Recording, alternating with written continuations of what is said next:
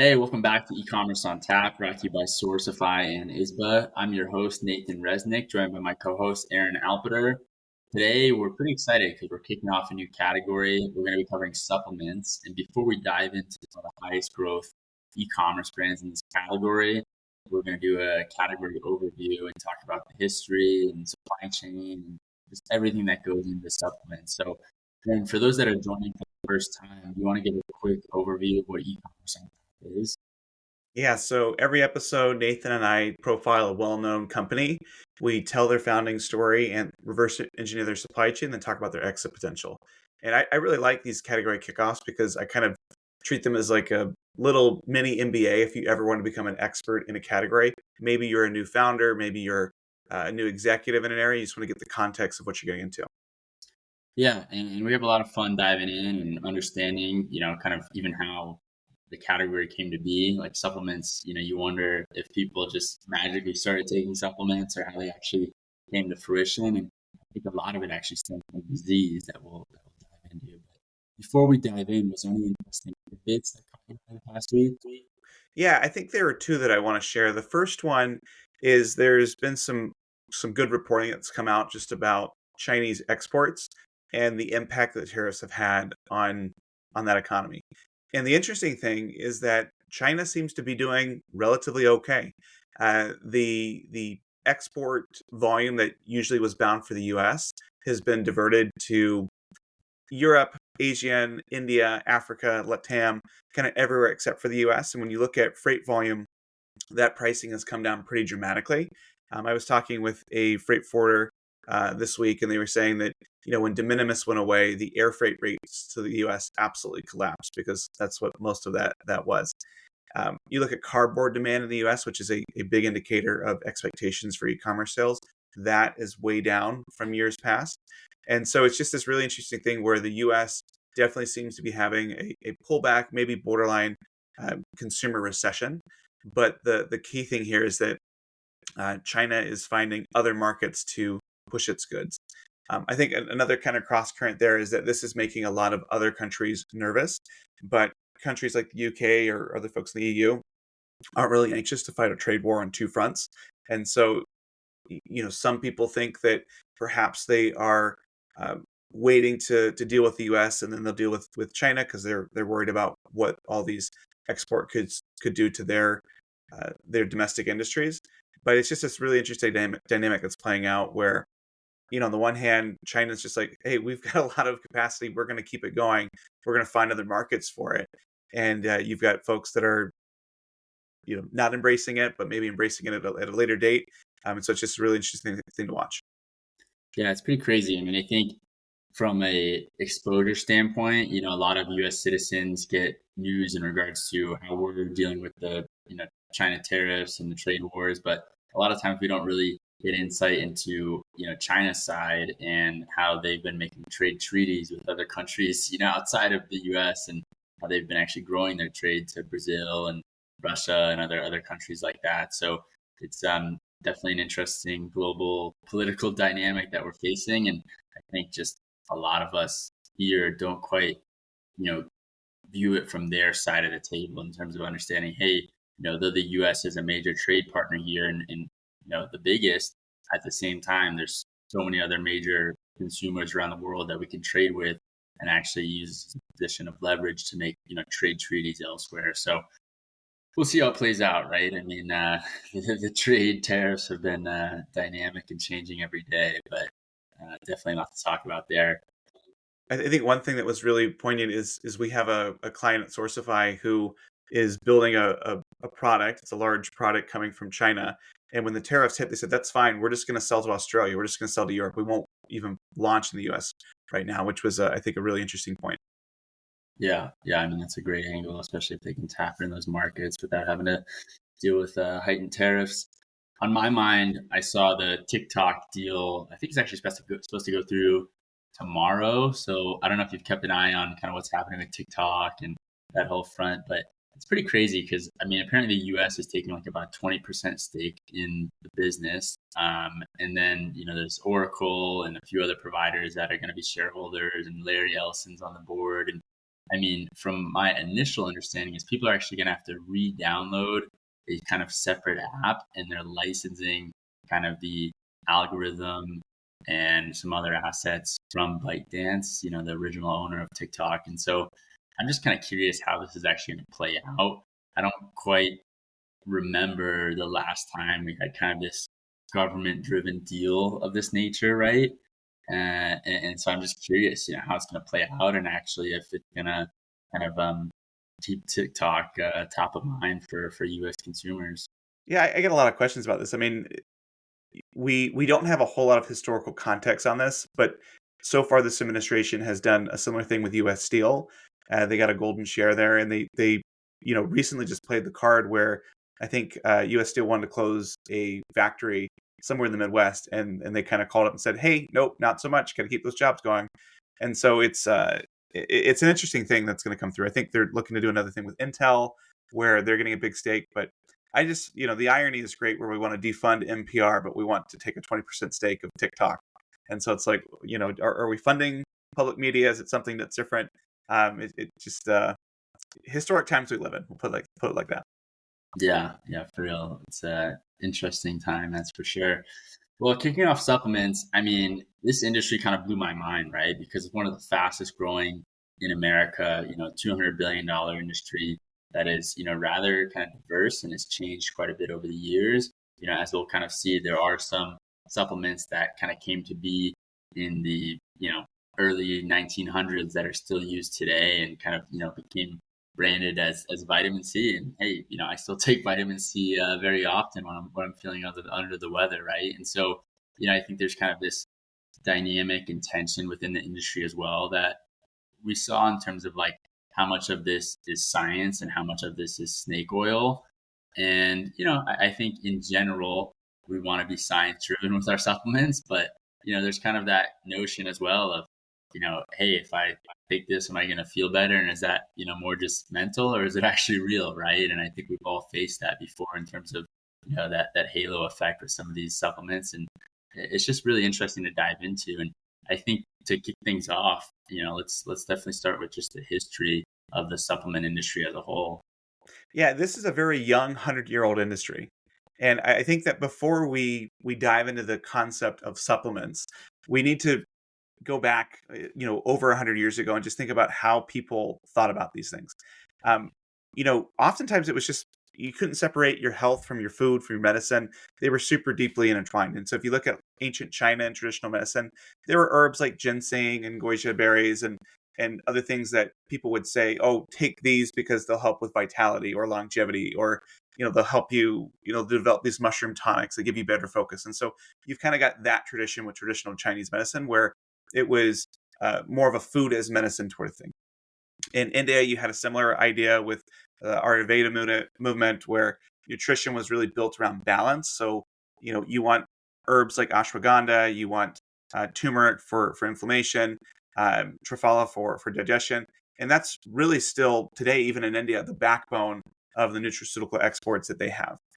Going further back, ancient Greece, ancient Rome, Hippocrates would say, hey, you need to think about having better food, and that's your medicine.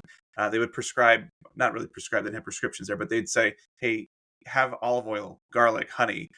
These were remedies in addition to actual things that they would cook with. And so it was really helpful. And so there's all these kind of traditions of medicine men, this idea that was really simple, is that health came from what you consume daily, not from something you took specifically in the form of a pill, but because the plants, the minerals, the foods were all prepared with medicinal intent.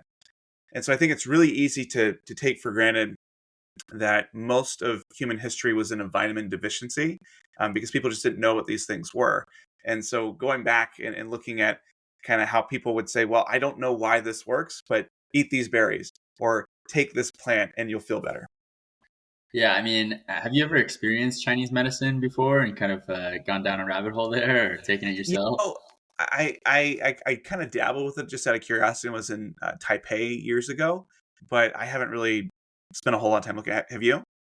Yeah, I have quite a few experiences with Chinese medicine, having lived in China a few times. I just remember early on, like as a foreign exchange student when I was 15 years old. Like in the winter outside of Beijing, the season would change. I would get sick, and like my host mother would give me this like blend of like you know some sort of tea concoction, and I'm not even joking. Like literally, I would drink this. I would take like a nap, feeling I'm super congested, just like a winter type of cold, and I would take a nap after drinking this. And within like 6 hours, I would be like totally clear and like like like a new new human almost. Like it was kind of crazy, and I never really understood like what exactly it was, and I'm not sure if it was passed down from generations or whatever it may be, but um, it definitely was Chinese medicine, and it definitely worked for me. So a lot of times I believe in that kind of traditional type of approach that seems to have stemmed from generations of these different kind of medicines and recipes. And yeah, it was super interesting. And I think just all around China, you've got this balance between traditional medicine and kind of more science-based medicine. And I think there's something to be said of having a balance between the both. And I think here when we're sick, we take Tylenol or Mucinex or whatever it may be, and those definitely help as well. But it seems to not tie in that kind of more traditional approach whatsoever. And it's just been interesting in my life to kind of experience some of these traditional approaches to medicine firsthand. I love that story. I think the closest story that I have for that was when we were first married. We were visiting my mother-in-law around like Thanksgiving, and you get the Thanksgiving cold, and she had these Russian pills. I think it was just charcoal, but there's like these black unmarked Russian pills, and she's like, "Keep taking these until you pass out." I'm like, "Okay," and I didn't know if she was trying to get rid of me or something, but I took them and slept for a while, just like you said, and then it was good. So I think there's definitely something here, and I think this is why people have always been drawn to just these remedies, right? And I think that was really the main arc of human history for thousands of years. It was, hey, my grandma told me to do this, or this medicine man said to do that. But if you kind of fast forward to really the 1900s to 1900s to 1930s, this is what they would call the age of discovery around vitamins and vitamin deficiencies. And it's really easy for us in 2025 to sit here and just think about like, well, of course, people, didn't have a great diet, but I didn't realize how bad the diets were and how endemic the diseases that came with vitamin deficiencies were. And so you think about, this was even more pronounced with places that had monotonous diets. So think that, places that were heavily dependent on corn or heavily dependent on rice. And the 19th and 20th century really brought around the scientific revolution when it came to nutrition. And you think about things like scurvy, rickets, pellagra, beriberi, like these sorts of diseases weren't infections, they were dietary deficiencies. And so I just want to walk through a couple of the things that they found that walked through them. So the first thing you mentioned earlier was vitamin C. And they recognized that vitamin C was in citrus. And they figured out like, okay, when people get scurvy, which is from a vitamin C deficiency, we tell them to eat fruit. But why is that? And they were able to isolate this vitamin called vitamin C. And, scurvy was so bad, it was estimated to have killed 2 million sailors between the 16th and the 18th century because they were on these voyages for months at a time and didn't have access to fresh fruits or vegetables. 2 million people died from a lack of vitamin C. It just is wild to me. Yeah, it's crazy to think about. Almost can't even fathom it because it seems like such a simple solution to that disease. But at the time, right? I mean, if you're at sea for months at end, how are you going to get fresh fruit that has vitamin C, right? Yeah, well, your mom always said eat your veggies, and this was a reason for that. The next thing was rickets. So rickets was really endemic in industrializing cities where you had children that had little exposure to sunlight. They had really poor diets. And in the 1900s, early 1900s, it was estimated that up to 80% of children in industrialized cities suffered from rickets. Like that, like this is a big deal. And they knew that rickets could be prevented by getting access to sunlight as well as taking some cod and liver oil, and they were able to figure out that cod liver oil that was helping prevent it was because of the vitamin D that was in there. And so, I always think it's really interesting that I lived in Sweden for a couple of years, and it gets really dark in the winter, but they have a lot of salmon just naturally in the winter. And so, whether that was evolution or luck, having things that are very high in vitamin D helps substitute when you don't have a lot of sunlight that's out there. Oh, that's awesome. And then vitamin B, how did that come to be? Yeah, so there is a disease called pellagra, which is basically a niacin deficiency. And niacin is important because it helps you convert food into energy. So just think about that basic idea. Like if you're unable to eat something and turn that into calories, you have a lot of issues. And this can cause dermatitis, diarrhea, dementia, and death. And this was a big deal, especially in the American South. In the 1910s, the 1920s, hundreds of thousands of people were diagnosed with pellagra each year. And so, again, a big deal. And they recognize that, hey, if you start eating whole grains, this can help prevent pellagra. And they realized that the reason that it was preventing it was because of vitamin B, this vitamin B complex that helps you work on these sorts of things.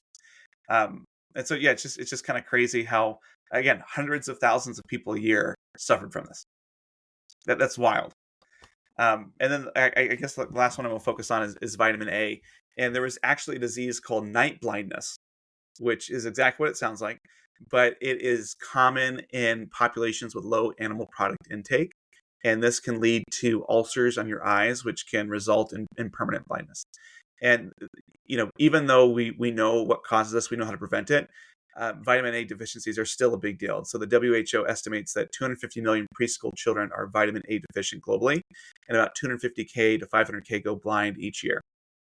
This is happening mostly in Africa, but this is one of those things where you're like, man, we know how to solve this. We should just solve it. Yeah, it's crazy. I mean, it's wild to think about that these deficiencies caused so much disease back in the day, and it led to a lot of major public health implications, but also led to big business, right? I mean, this turned into kind of the age of commercialization. You look at the mid 1900s, kind of the first supplements that came to be were cod liver oil, yeast extracts, liver tablets, which were really kind of these early nutrient concentrates. And it's funny because when I think of kind of cod liver now and supplements, for whatever reason, I think of David, that protein bar company that's going crazy that, is founded by the founder of RX Bar. And this is a second foray into a type of protein bar, and they seem to be crushing it. But I saw they did. I met one of the guys that works at David. They actually do sell frozen cod. It's a limited run, but like that's a real thing. Yeah, I saw that, and I think it was partially a PR stunt, but we're talking about it now, so it definitely worked. But this area was really kind of the birth of kind of these first vitamin pills and fortification campaigns that really made these supplements top of mind. Whether it be salt in the 1920s or vitamin D milk in the 1930s or flour enriched with B vitamins in the 1940s.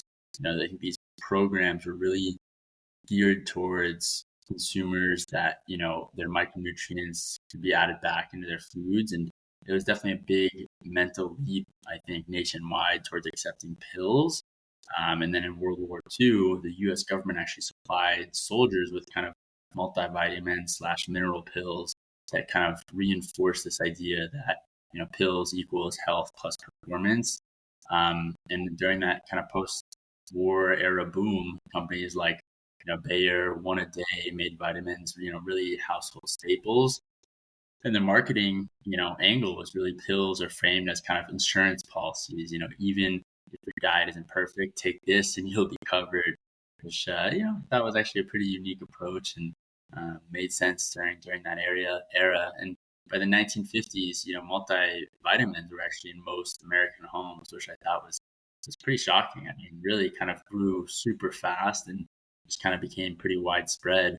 I think both through national campaigns and just through companies like taking taking a hold of the opportunity, right? Yeah, it's really interesting to watch this evolution where vitamins become this insurance policy, right? It used to be eat more fish, and now it's like, well, you don't have to eat the fish. Maybe you don't want that, but take these pills, take these packets, and you'll be a coverall. And we went from trying to treat a very specific condition or preventing a very specific disease like rickets to being more full purpose. And I think that as you think about where we are today, it's a long leap from hey, eat more fish to we've got all these supplements and things like that. And we'll get into kind of how we got there in a moment. Why do you think it was so important for consumers to take the mental leap from taking things as to solve a specific problem to more of an insurance policy? Yeah, I think it's kind of twofold. I think number one, these people during this time were young enough to have their parents or grandparents face these diseases that could have been, prevented by these supplements, right? And so they probably saw that firsthand and wanted to ensure that they stay healthy. And it was also, marketed and top of mind, right? Especially if you have, the government during World War II, handing out supplements and pills to, soldiers. It kind of becomes a routine, right? And I think that's what we've seen even today is with some of the fastest growing companies and brands, if they can instill their product into your daily routine, you're going to keep using their product and keep at it, right? And so I think a lot of it kind of stems from both, it being top of mind from the diseases that stemmed from deficiencies and also just that it became a routine, right? And kind of became this everyday kind of balance that people Yeah. utilize and took to prevent disease. I think you're onto something there. I think the best analogy I could come up with was before World War II, vitamins were a lot like Ozempic, where you would take it because you were suffering from, obesity, or you had a very acute thing you're trying to solve. And it almost feels like, post World War II, in the modern equivalent, people would just take Ozempic so they didn't become obese. And so that seems kind of odd today, but who knows what's going to happen 50 years from now with GLP-1s. But um, yeah, I think you're right that it's definitely good for the business and kind of as an industry was developing. Um, but it's a big major shift, especially going from the public health issues that people had, with their parents growing up. Yeah, and I mean, then if you're looking at 1960s, right? Fitness and kind of protein really became top of mind. I think this is really where the bodybuilding movement, really became popularized, which really stemmed the growth of protein supplements. So there was more leisure time after World War II. Gyms and recreational sports became very popular, and I think men really tied their identity to strength, discipline, and physique, in kind of a Cold War culture of toughness. And, TV and print magazines as well spread fitness icons to mainstream America. And, I think it's kind of interesting because if I compare today to the 1960s, so much of these new CPG brands are trying to tie in protein to protein water or protein chips or protein popcorn. And I mean, it's just kind of crazy to me because, I think everyone that has had protein and eaten protein from a steak versus one of these kind of man-made chips that has protein in it knows that your body's processing the steak a lot better and smoother than these kind of like, you know, supplemented protein chips or whatever it may be. And so, I just think it's kind of funny and interesting to think back to the 1960s where fitness and protein became so top of mind for people around physique and strength and toughness, and now kind of comparing that today where I think protein is extremely top of mind for a lot of consumers and a rising number of consumers, but just in a different way of trying to kind of inject protein into everything we eat for better or for worse. Yeah, and I don't want to underestimate the impact that this fitness culture of the 1960s and 70s had. I mean, you had a lot of very major celebrities like Jack LaLanne, Joe Weider, Arnold Schwarzenegger, right, with Muscle Beach. They were, becoming very popular. They were very much in the zeitgeist, and they were tying protein powders and supplements and the amino acids in the straight chain that we get to performance. And so this gym culture really normalized supplements as part of a training regimen. It was a secret sauce beyond just hard work. And the science behind it of showing that, yeah, this helps you build muscle, this helps you with recovery, that added a certain layer of legitimacy and really helped it start to catch hold in these sorts of things.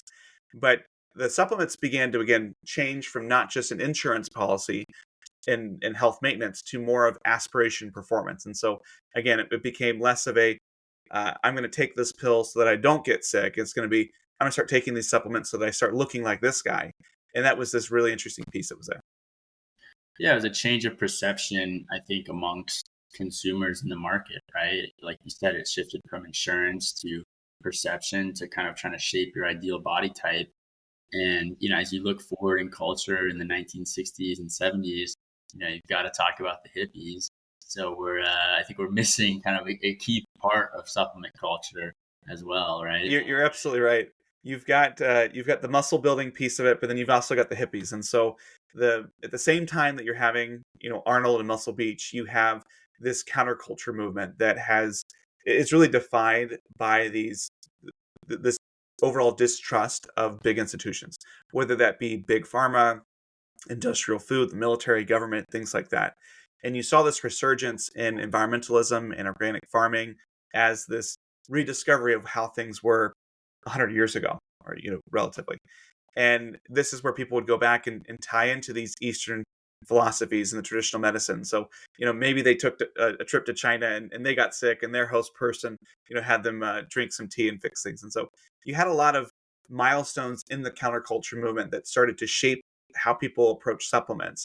Of course, any conversation about environmentalism or natural foods has to reference Rachel Carson's Silent Spring in 1962, which was a book that talked about the impact on chemicals and the health risks that could have on people and humans.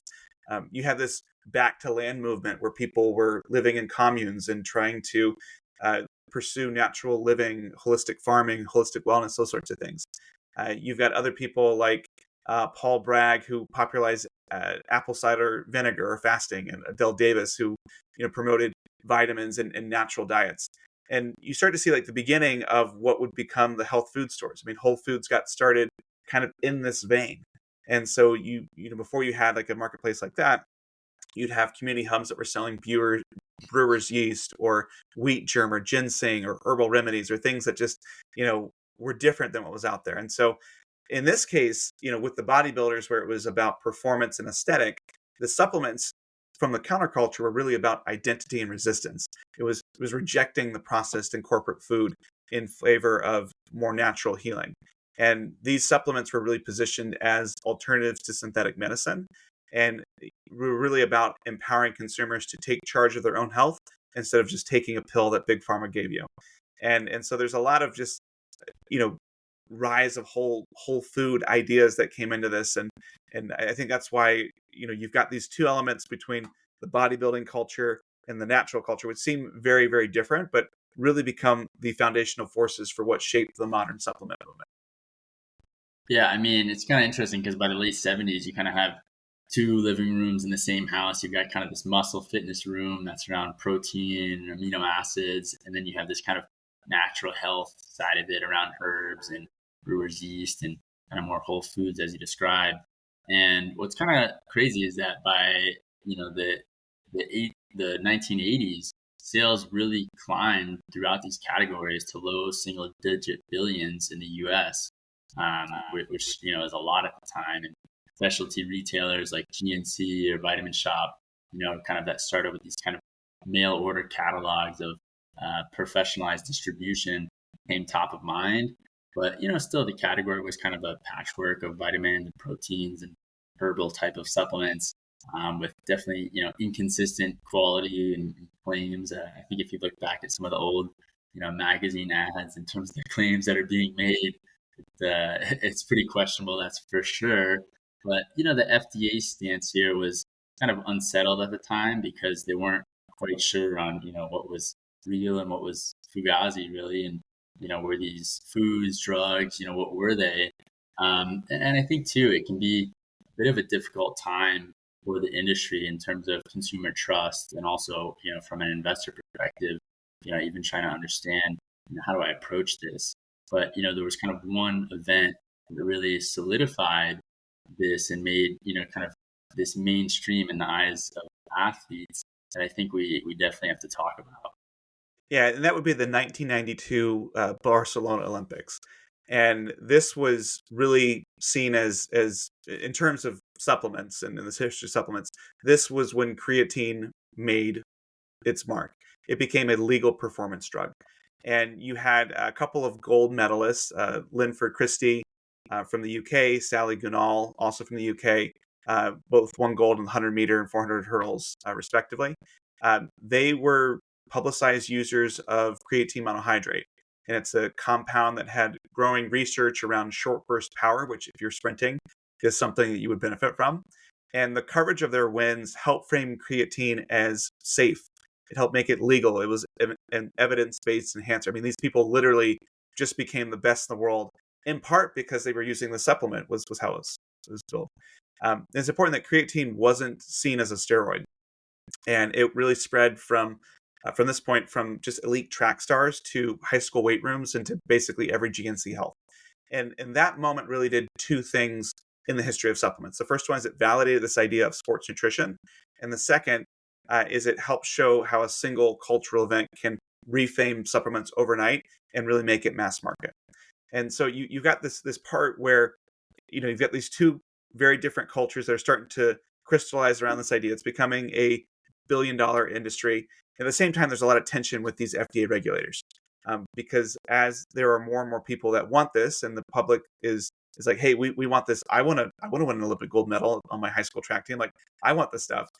There's calls for what they should do, and so there was an enormous push around, what should the claims be allowed to be? What should the classifications be? How should we regulate these things? And we've got to talk about the outcome of this, which was the Dietary Supplement Health and Education Act of 1994, the DSHEA, which legally defined dietary supplements and really put them in a special category that allowed structural and functional claims. So you can make claims like supports immune health, but it does not require pre-market FDA approval. And this is such a big thing that people were worried about, because if you're bringing a drug, like if you're trying to bring infant formula to market, there's an enormous amount of testing, there's regulatory burdens that you have to go through.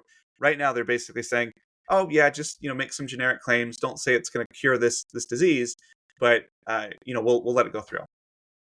Yeah, it's pretty crazy because this is really a key decision for the industry at a time, right? Because you think about it, if they had said, treating supplements is going to be treated as drugs, then it would require pre-market approval, clinical trials, and really kind of proof of this working, right? And I think the industry kind of went back and forth arguing, would this kill innovation and access, or should we treat them as foods, which should impose stricter safety and labeling requirements and different standards. But I think at the end of the day, the FDA, really viewed supplements as kind of more of a food, and that's kind of how the industry came to be, and how people are able to make claims like, hey, this supports your immune health or your gut health or whatever it may be, without having to go through an FDA approval process. Because if you look at the flip side, this is really a key decision from a historical standpoint for the industry,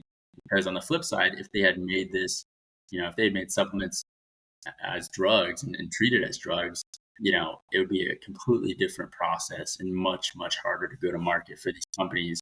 And so the DSHEA was really kind of seen as this middle ground that helped brands, unlock faster product launches and kind of make, more claims in some ways. And the number of distinct products really exploded on the market from about 4,000 in 1994 to over 90,000 by 2017. So, really a key pivotal moment, I think, in the history of supplements here. And by the late 1980s, natural supplements grew to a $5 billion industry, and then a $12 billion industry by 94, and a $20 billion industry by 2000. So you can see really how this key decision just skyrocketed the industry, both in terms of number of products on the market and just volume and sheer size. So I mean, pivotal decision in the history of supplements here.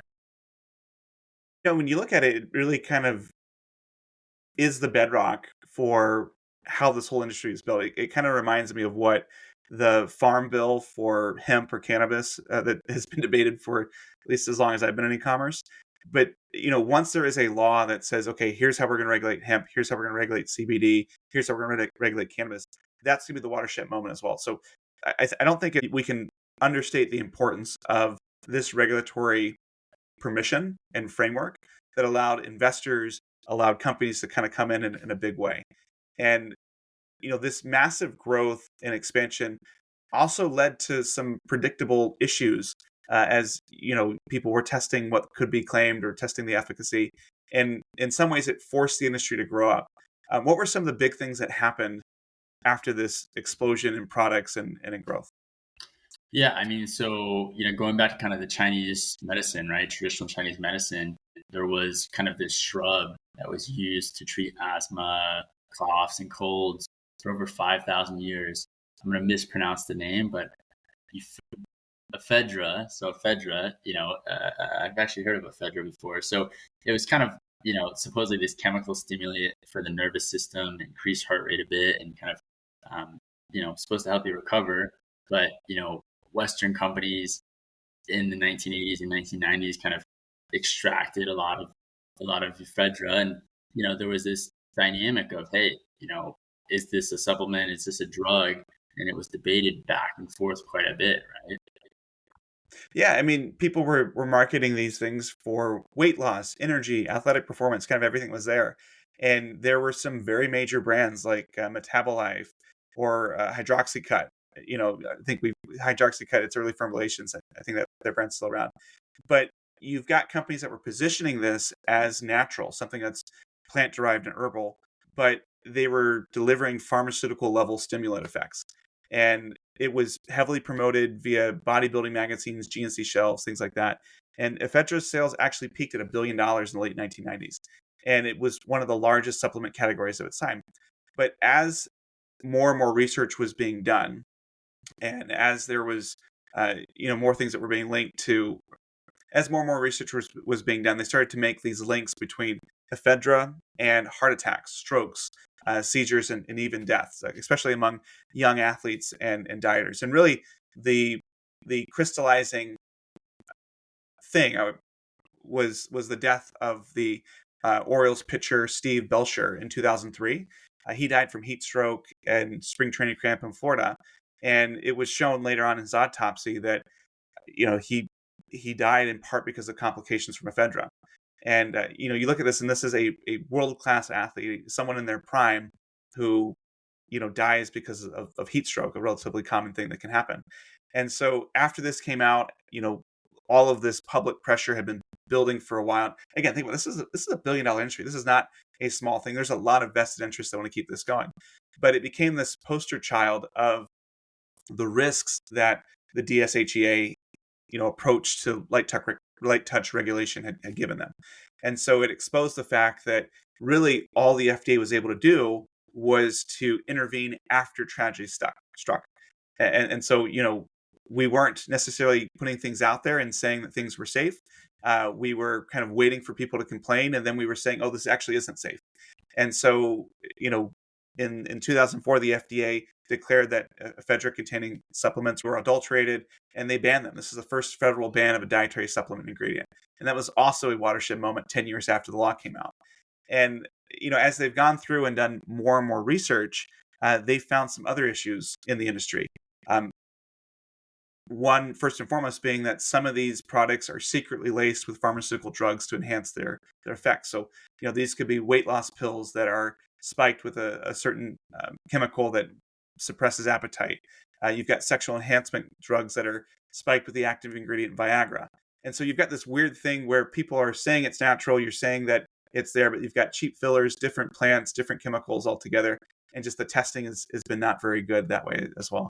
And so the industry really in the mid 2000s was in a very tumultuous time, because I like to think that most people were good actors, but you had a couple of bad actors.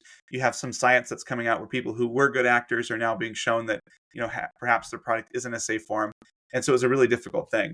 And when the FDA banned ephedra in 2004, it really served as this wake up call. Not only to industry insiders, but to consumers, that these weren't just quirky hippie or bodybuilding vitamins anymore. These were products where they could be spiked with drugs, where things didn't match the label, where just consumer trust was eroding. And at the heart of it was this law and the lack of enforcement that they had with it.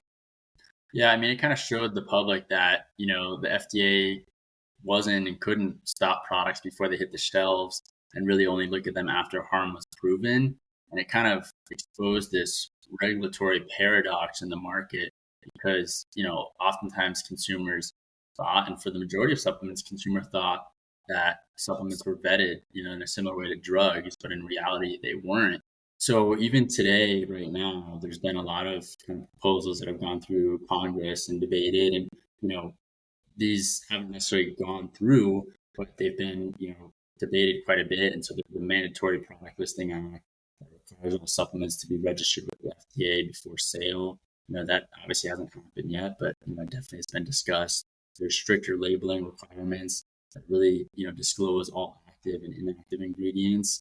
There's new drug categories that have been proposed, like a middle tier between food and pharmaceuticals. Like the EU has a novel food framework. There's greater enforcement around funding.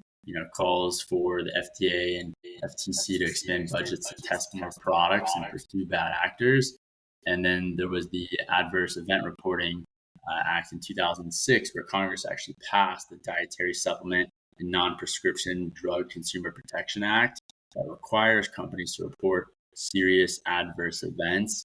I think a step in the right direction, but still, a light touch, compared to some of the claims and, some of the deaths that have occurred from these supplements, right? Yeah, that's really the core of it. Is the government said, hey, you need to let us know when your product kills someone. Yeah. Crazy. So, I think this trust gap really pushed the private sector to fill regulatory voids.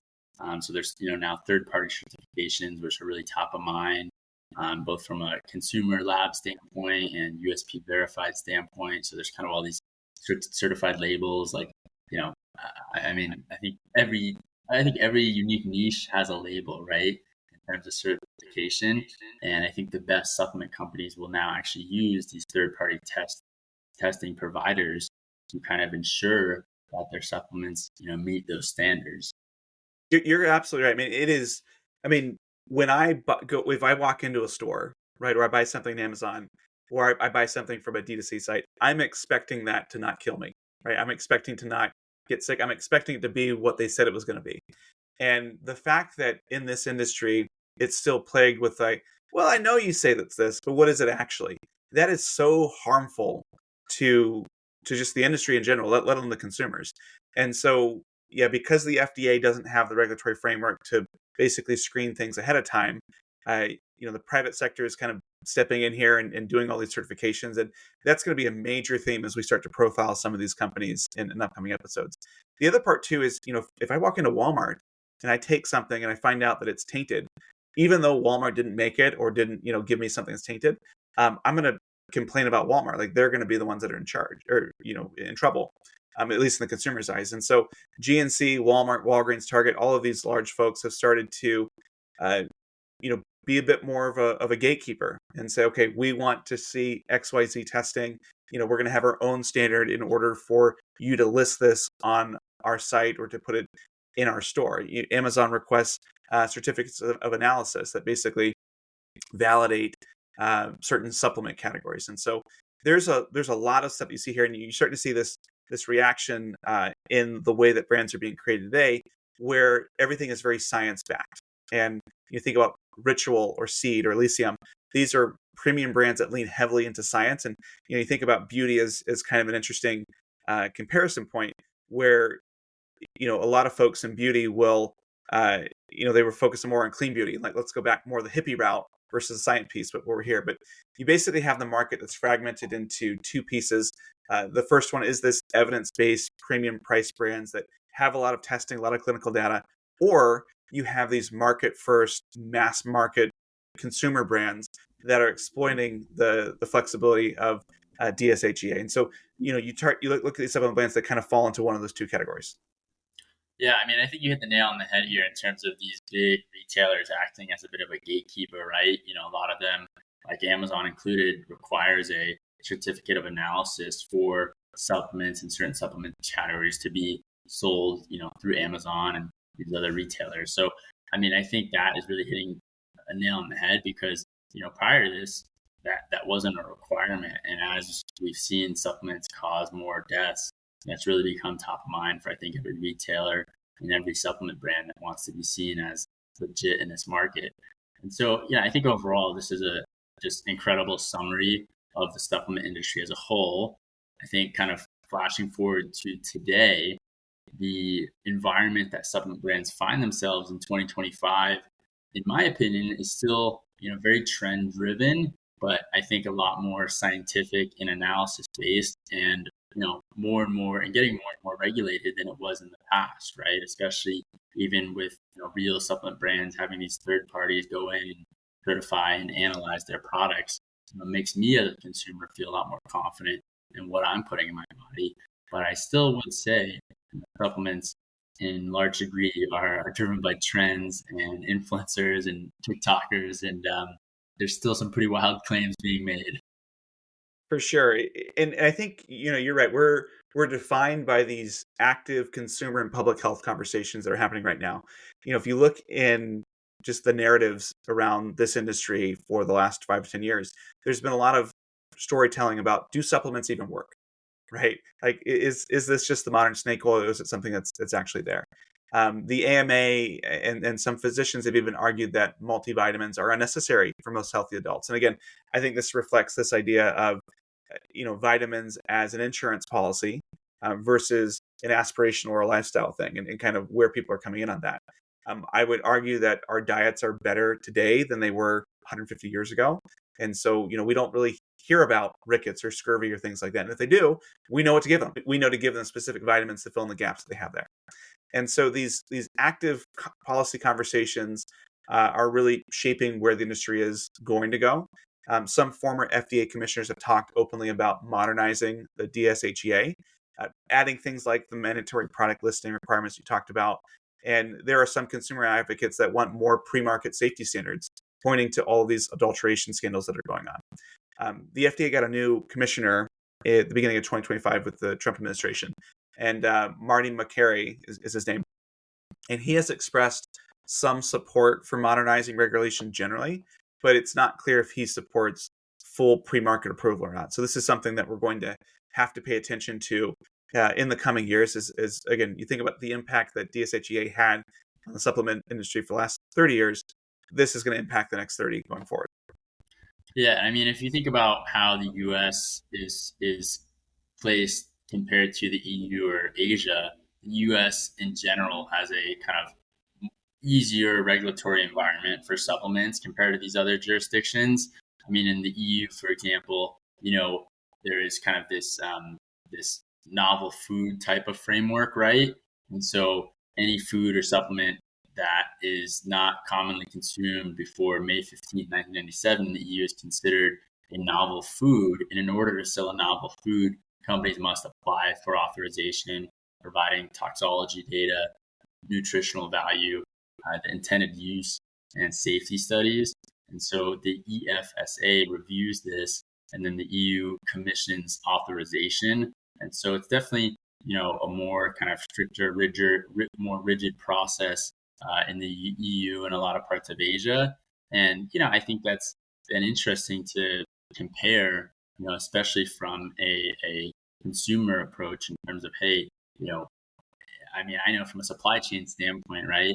It's not that hard to go to market with a supplement, and you can make these kind of soft claims around supporting, gut health or whatever it may be, without actually doing much testing, right? And so I think that's where this kind of dynamic lies in the consumer market in America between these retailers that we discussed, kind of having their stamp of approval to sell through these large retailers, but for you to go set up your own Shopify site or e-commerce site and launch supplements, you really don't have to go through much approval at all in America.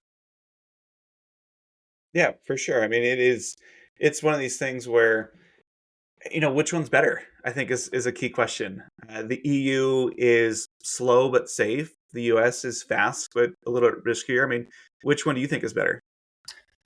I think in my opinion, I think if you are going to start a legitimate brand here and want to make any sort of claim, whether it be, a strong one or a soft claim, you need to have third party testing. You need to feel confident in what's going into your supplement. And in order to sell online, I think you should, be required to showcase exactly what's going into your supplement, both from an active and inactive ingredient standpoint.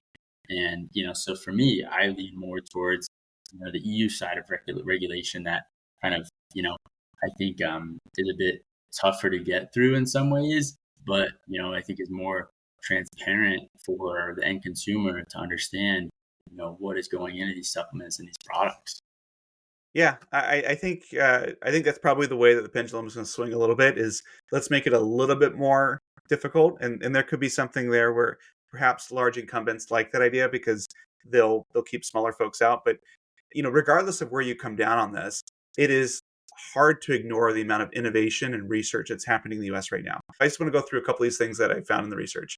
The first one is longevity compounds and cellular health. So these are things like NAD plus boosters and things like that. There are precision probiotics and postbiotics, so gut health strains that are doing very specific things to help with your skin, your sleep, your mood, things like that. You've got cognitive or nootropic formulas, so things that help you have better memory or focus, things that help with stress relief and energy. You've got a whole subset of people doing plant-based beauty from within, so collagen 2.0, nutricosmetics, we talked a little bit about on the skincare season. You've got sports nutrition 2.0. These are hydration powders, some that are certified for sports. Creatine resurgences. Creatine's coming back in a big way, which we'll talk about in an upcoming episode. And then the last two, you've got novel delivery systems. So think of it like functional foods or beverages. I would put, Olipop, which was a prebiotic soda, or Poppy, which is an apple cider vinegar soda, in that category. And then, as you start to see these things being more and more heavily funded and run like biotech companies, you've got this quasi-pharma crossover where, these companies are putting an enormous amount of R&D in there, hoping that they strike some sort of compound, which they'll then sell, as a specific solve versus a lifestyle brand. And so there's just so much that's happening, that's going on. And so I think that this is the tension that regulators are going through right now: is at what point do you restrict and protect consumers with these new things versus on the other end, not squashing a lot of this interesting innovation that's happening. Yeah, and I mean the market is growing, I think, almost faster than ever before, right? I mean, on one hand, you've got almost $100 billion market.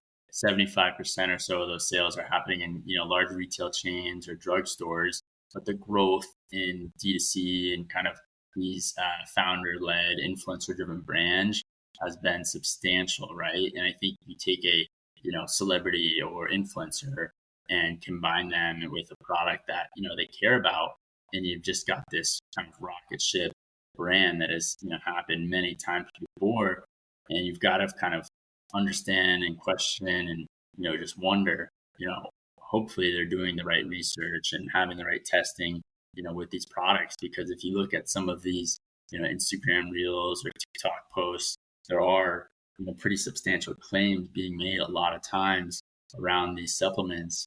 And so I think on one hand, you've got a really transparent environment where people want to be transparent about ingredients and clean labels and the aesthetic. But at the same time, you've got this kind of market pressure to grow, and the format also matters, right? I know in creatine, for example, there's been this huge rise of kind of creatine gummies. And if you look at the actual active and inactive ingredients, there's been a lot of questions around, is this the right form to consume creatine monohydrate, right? And so I think as more innovation has happened in this market to try to, make your brand front and center by this new delivery format of, a gummy or a protein chip or, whatever it may be, you've got to kind of question, is this the right form of consumption for this supplement as well?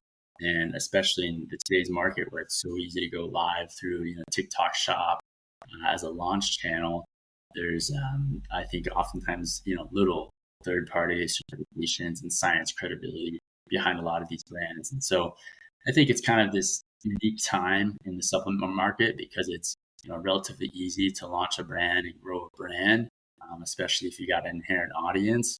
But then you've got to really kind of, I think, take a step back and understand the ingredients that are going into some of these supplements. And I think that's also where we kind of go back to these retailers where, once the D2C brand gets to some scale, they typically want to distribute through Target or Walmart, and they're going to have to pass those requirements to sell through those retailers.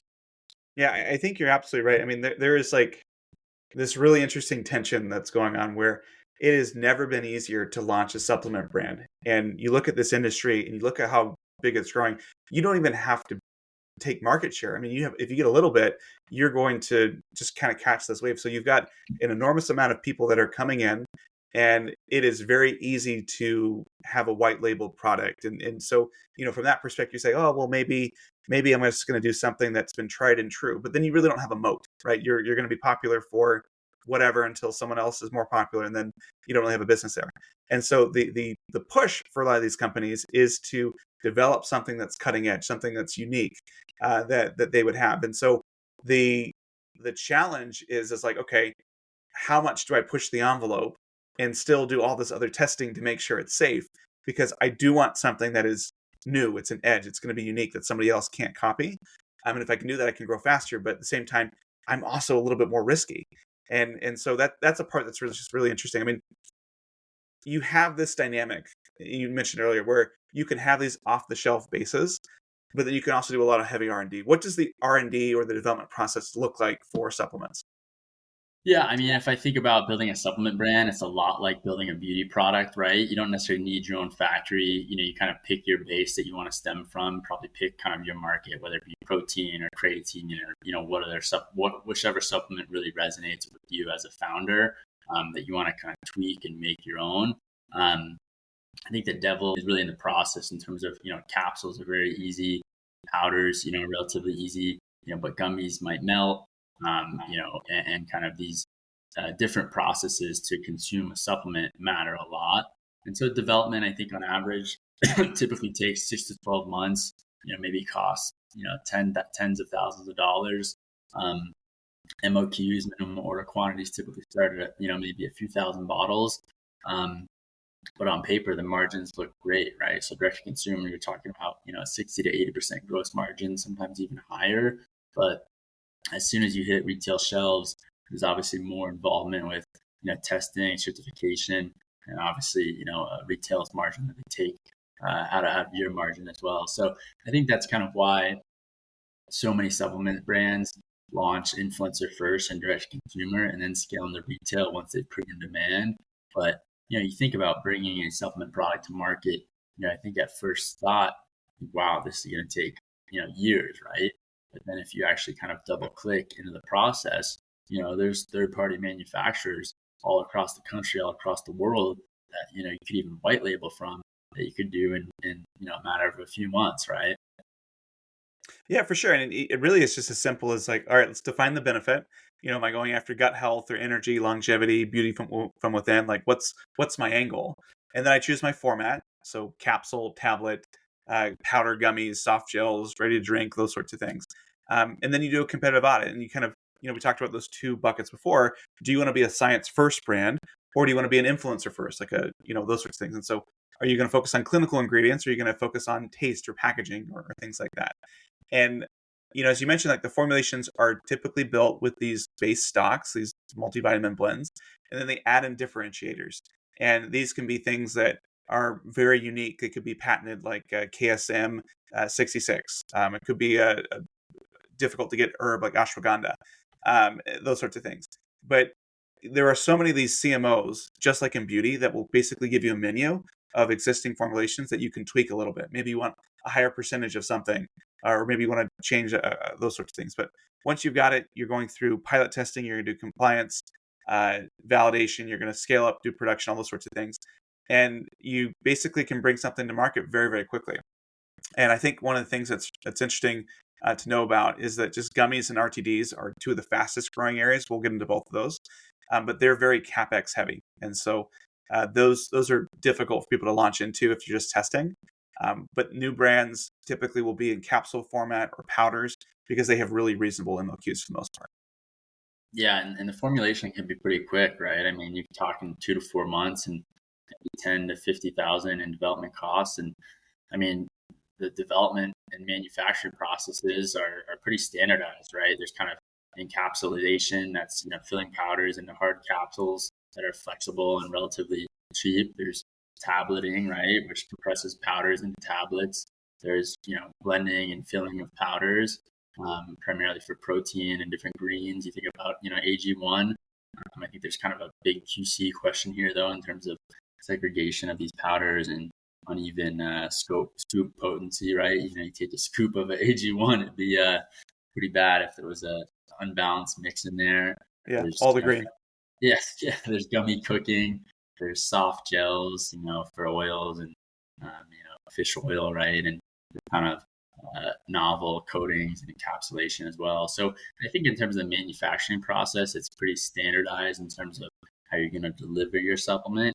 But I think one thing that most consumers are not aware of that I think, is really top of mind for me is that, even though a lot of these supplements say made in America, the vast majority of the raw materials comes from China or India, right? And I think once that we found in our research that was really just pretty wild was that 70% of the world's vitamin C comes from China, and they also produce a ton of amino acids and herbal extracts, right? And so, these kind of CMOs that you mentioned, Aaron, a lot of times their raw materials are coming from China.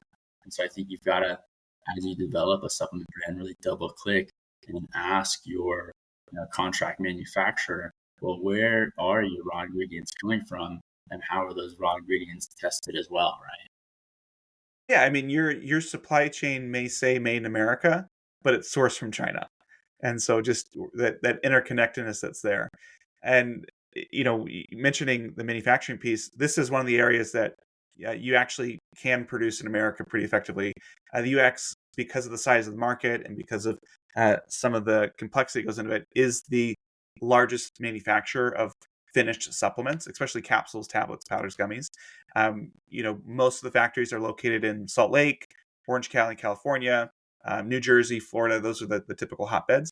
But there are hundreds of CMOs around the country. If you're looking for things that are a little bit more special, a lot of the specialty ingredients come from Europe. So a lot of those branded things we talked about. Italy and Germany are well known to be leaders in soft gels and kind of these pharma grade nutraceuticals.